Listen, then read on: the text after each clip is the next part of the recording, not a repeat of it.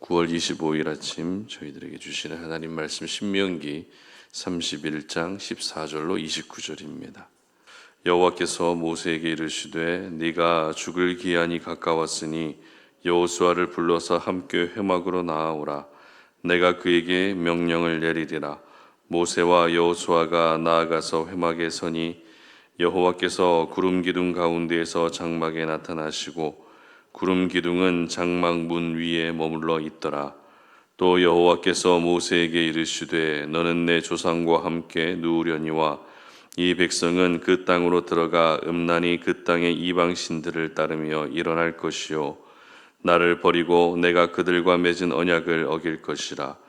내가 그들에게 진노하여 그들을 버리며 내 얼굴을 숨겨 그들에게 보이지 않게 할 것인즉 그들이 삼킴을 당하여 허다한 재앙과 환난이 그들에게 임할 그때에 그들이 말하기를 이 재앙이 우리에게 내림은 우리 하나님이 우리 가운데에 계시지 않은 까닭이 아니냐 할 것이라. 또 그들이 돌이켜 다른 신들을 따르는 모든 악행으로 말미암아 내가 그때에 반드시 내 얼굴을 숨기리라.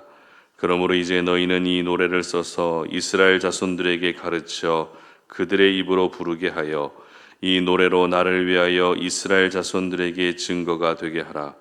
내가 그들의 조상들에게 맹세한 바 젖과 꿀이 흐르는 땅으로 그들을 인도하여 드린 후에 그들이 먹어 배부르고 살찌면 돌이켜 다른 신들을 섬기며 나를 멸시하여 내 언약을 어기리니 그들이 수많은 재앙과 환난을 당할 때에 그들의 자손이 부르기를 잊지 아니한 이 노래가 그들 앞에 증인처럼 되리라. 나는 내가 맹세한 땅으로 그들을 인도하여 드리기 전 오늘 나는 그들이 생각하는 바를 아노라. 그러므로 모세가 그날 이 노래를 써서 이스라엘 자손들에게 가르쳤더라. 여호와께서 또 눈의 아들 여호수아에게 명령하여 이르시되 너는 이스라엘 자손들을 인도하여 내가 그들에게 맹세한 땅으로 들어가게 하리니 강하고 담대하라. 내가 너와 함께 하리라 하시니라. 모세가 이 율법의 말씀을 다 책에 써서 마친 후에 모세가 여호와의 언약궤를 메는 레위 사람에게 명령하여 이르되 이 율법책을 가져다가 너희 하나님 여호와의 언약궤 곁에 두어 너희에게 증거가 되게 하라. 내가 너희의 반역함과 목이 곧은 것을 아나니 오늘 내가 살아서 너희와 함께 있어도 너희가 여호와를 거역하였거든 하물며 내가 죽은 후의 일이랴. 너희 지파 모든 장로와 관리들을 내 앞에 모으라. 내가 이 말씀을 그들의 귀에 들려주고 그들에게 하늘과 땅을 증거로 삼으리라. 내가 알거니와 내가 죽은 후에 너희가 스스로 부패하여 내가 너희에게 명령한 길을 떠나 여호와의 목전에 악을 행하여 너희의 손으로 하는 일로 그를 경노하게 하므로 너희가 후일에 재앙을 당하리라 하니라. 아멘. 하나님은 포기하지 않으신다라는 제목으로 오늘 아침 말씀 전합니다. 우리가 살아가는 이 세상은 치열한 경쟁이 일어나는 세상입니다. 학교에서 학생들은 성적으로 경쟁합니다. 직장에서 직장인들은 업무 성과로 경쟁을 합니다.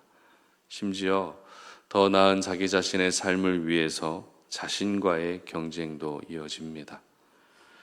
그렇다면 이러한 경쟁 사회를 살아가면서 사람들이 그렇게 듣고 싶어 하지 않는 말은 어떤 말일까요? 바로 포기하라는 말이 아닐까 생각이 됩니다.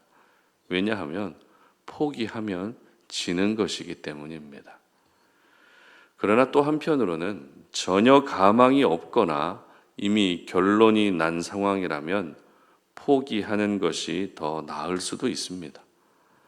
한 예로 야구 경기에서 이미 점수 차이가 크게 벌어져서 승부가 기울게 되면 지고 있는 팀에서는 패전 처리 투수를 투입합니다. 패전 처리 투수란 말 그대로 감독이 팀의 패배를 인정하고 실전 경험이 필요한 투수를 내보내서 경기가 끝날 때까지 계속 던지게 하는 겁니다. 그러면 패전 처리 투수는 안타를 허용하고 실점을 허용해도 그렇게 질책을 받지 않습니다. 어차피 경기가 끝날 때까지 공을 던지는 게 자신의 역할이기 때문에 정신력만 있으면 되는 겁니다. 그리고 격투기 경기에서도 보게 되면 전세가 기울 때 어떻게 되죠? 선수 보호 차원에서 흰색 수건을 링 안으로 던져서 경기 포기 의사를 표현합니다. 이처럼 더 이상 가망이 없으면 냉정한 스포츠 세계에서도 포기하는 일이 생깁니다. 그런데 이미 결론이 나 있고 이미 가망이 없는데도 불구하고 절대로 포기하지 않는 분이 계시는데요. 바로 우리 하나님이십니다. 오늘 본문이 이것을 저희들에게 잘 말씀하고 있습니다. 특별히 오늘 본문에 해당되는 단락의 제목을 보게 되면 여호와께서 모세에게 하신 마지막 지시 이렇게 되어 있죠. 참고로 성경 각 단락의 제목은 원어 성경에는 없습니다. 성경이 번역되고 출판되는 과정에서 독자들의 이해를 돕기 위해 붙여진 것이기 때문에 어떤 성경은 단락의 제목이 있지만 또 어떤 성경은 단락의 제목이 없을 수도 있습니다. 따라서 제목이 없어도 크게 신경 쓸 필요는 없습니다. 그러나 또 한편으로는 제목이 이렇게 붙여져 있기 때문에 그 제목을 무시할 수도 없겠죠. 왜냐하면 본문을 이해하는 데 상당한 도움이 되기 때문입니다. 그렇다면 오늘 본문의 제목을 참고할 때 하나님께서 모세에게 마지막으로 하신 지시는 어떤 지시였을까요? 어제 본문과 비슷한데요. 먼저 어제 살펴봤던 두 가지 내용 중에 첫 번째는 여호수아를 후계자로 세우는 내용이었습니다. 그리고 두 번째는 7년마다 초막절이 되면 율법을 낭독하라는 것이었습니다. 그리고 오늘 본문에 나오는 하나님의 두 가지 지시 중에 첫 번째는 여호수아를 데리고 회막으로 나오라는 것이었죠. 그리고 두 번째는 노래를 만들어서 항상 백성들이 부르게 하라는 것입니다. 어떻습니까? 어제 본문과 비슷하지 않습니까? 그러니까 이제 모세는 더 이상 함께 할 수 없었기 때문에 백성들이 노래를 부를 수 있도록 해 주어야 될 사람이 여호수아다라는 뜻이 되는 겁니다. 그렇다면 이 두 가지 지시 중에 어떤 지시가 더 중요했을까요? 물론 후계자로 세워질 여호수아를 회막으로 데리고 나오는 것도 중요합니다. 그러나 여호수아를 회막으로 데리고 나와야 했던 이유가 백성들에게 노래를 가르치고 그 노래를 부를 수 있도록 하기 위함이었기 때문에 하나님의 두 가지 지시 중에 노래를 부르게 하는 것이 더 중요한 지시라고 할 수 있습니다. 흔히 메시지가 있고 메신저가 있습니다. 메시지는 내용이고 메신저는 그 내용을 전달하는 사람입니다. 쉬운 예로 저는 메신저입니다. 그리고 저를 통해서 전달되는 내용은 메시지가 되는 겁니다. 그러면 제가 중요할까요? 아니면 저를 통해서 전해지는 메시지, 하나님의 말씀이 중요할까요? 당연히 메시지가 더 중요하다는 것이죠. 그런 점에서 오늘 모세에게 하나님이 하신 마지막 두 가지 지시 중에 더 중요했던 것은 여호수아라고 하는 사람이 중요했던 것이 아니라 백성들에게 노래를 가르쳐서 노래를 항상 부르게 하라는 하나님의 메시지가 더 중요했던 것입니다. 그러면 여기서 저희들은 궁금해지는 것이 있죠. 왜 하나님은 백성들에게 노래를 가르치고 그 노래를 항상 부르게 하셨는가 하는 것입니다. 왜일까요? 단순히 새로운 찬양을 알려주시기 위해서일까요? 그렇지 않습니다. 그 이유를 알 수 있는 16절 말씀을 함께 읽어봅니다. 또 여호와께서 모세에게 이르시되 너는 내 조상과 함께 누우려니와 이 백성은 그 땅으로 들어가 음란히 그 땅의 이방신들을 따르며 일어날 것이요 나를 버리고 내가 그들과 맺은 언약을 어길 것이라. 아멘. 자, 이 말씀은 백성들이 가나안 땅에 들어가기는 하겠지만 지금까지의 모든 경고를 무시하고 결국에는 우상을 섬기다가 멸망하게 된다는 것을 알려주시는 말씀입니다. 그런데 하나님은 단순히 멸망시키는 정도가 아닙니다.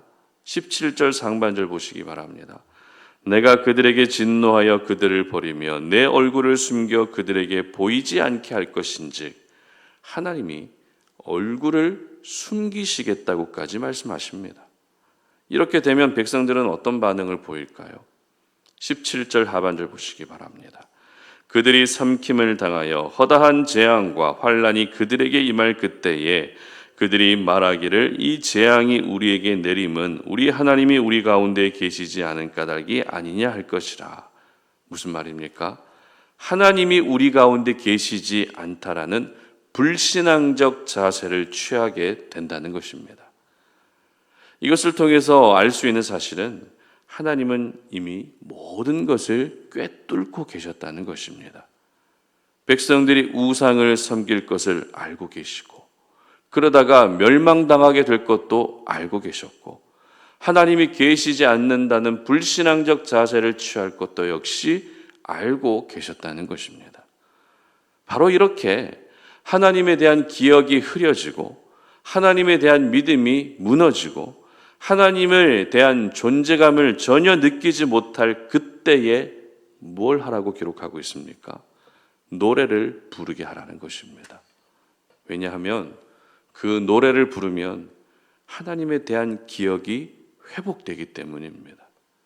노래를 부름으로써 무너진 믿음이 다시 세워지고, 노래를 부름으로써 아무런 존재감을 느끼지 못했던 하나님이 다시 피부에 와 닿을 만큼 가깝게 느껴질 수 있기 때문입니다. 그래서 19절 말씀을 보면 이렇게 기록하는데요. 그러므로 이제 너희는 이 노래를 써서 이스라엘 자손들에게 가르쳐 그들의 입으로 부르게 하여 이 노래로 나를 위하여 이스라엘 자손들에게 증거가 되게 하라. 아멘. 무슨 말입니까? 모세가 직접 써서 여호수아에게 노래를 가르치고, 여호수아가 백성들에게 그 노래를 또 가르쳐서 불려질 이 노래는 단순한 음악이 아니라 하나님의 백성임을 다시 자각하게 만드는 증거가 된다는 것입니다. 그렇습니다. 우리 하나님은 백성들의 실패를 모두 알고 계셨지만 그럼에도 불구하고 포기하지 않으셨던 것입니다.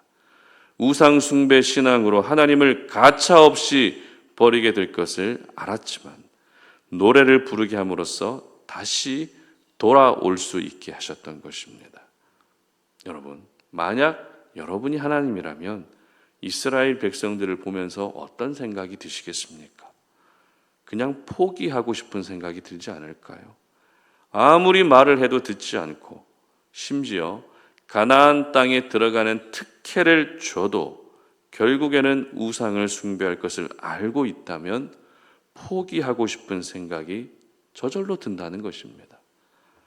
사실 모세가 가나안 땅에 들어올 수 없었던 결정적인 이유가 바로 이런 부분들 때문이었습니다. 부모 세대에게 안 좋은 것만 배워서 똑같이 원망하는 백성들을 보면서 반석을 2번 내리치며 하나님의 거룩함을 나타내지 않는 바람에 모세는 가나안 땅에 들어올 수 없게 됐던 것이죠. 물론 그것이 모세가 백성들을 포기했다라고 단정 지을 수는 없겠지만 40년째 반복되어 온 백성들의 불신앙적 모습을 보며 모세도 지쳐 있었던 것만은 분명하다는 것입니다. 이처럼 사람이라는 존재는 계속되는 수고에도 불구하고 더 나아지는 모습이 보이지 않으면 지치게 됩니다. 그리고 이러한 지침은 곧 모든 것을 내려놓으려는 포기의 모습으로 이어지고 맙니다. 그러나 우리 하나님은 아무리 가망이 없고 아무리 결론이 이미 나와 있어도 절대 포기하지 않으십니다. 그러므로 하나님은 오늘도 나를 포기하지 않으시고 내 자녀도 포기하지 않으시고 내 가정을 절대 포기하지 않으신다는 것을 꼭 기억할 수 있었으면 좋겠습니다. 그리고 이러한 사실을 기억하시면서 여러분이 불러야 될 노래를 끊임없이 부를 수 있었으면 좋겠습니다. 그래서 그 노래를 통해서 하나님에 대한 감사가 회복되고 그 노래를 부름으로써 하나님의 일하심을 다시 한번 기대하고 노래를 부름으로써 흔들리던 믿음이 다시 한번 견고하게 세워지는 그런 은혜가 있으시기를 주님의 이름으로 축복합니다. 함께 기도하겠습니다. 하나님 감사합니다. 우리가 주님의 말씀을 통해서 우리가 오늘도 이 땅 가운데 살아가며 다시 한번 하나님에 대한 기억을 회복하기 위한 노래를 부르기를 원합니다. 하나님, 인생을 살다 보면 포기하고 싶은 생각들이 참 많이 듭니다. 모든 것들을 내려놓고 싶은 생각이 들 때가 있습니다. 그러나 하나님은 절대 포기하지 않으신다는 것을 기억하게 하시고, 그것을 기억함으로써 다시 한번 노래를 부르고, 다시 한번 믿음이 회복되고, 다시 한번 믿음의 선한 열심을 나타낼 수 있는 저희들 되게 하여 주시옵소서. 그래서 우리의 모든 삶 가운데 하나님이 행하시는 기적과 은혜를 날마다 경험하게 하여 주시고, 오늘 하루도 살아갈 때에 포기하지 않는 신실한 주의 백성들 되게 하여 주시옵소서. 예수님의 이름으로 기도합니다. 아멘.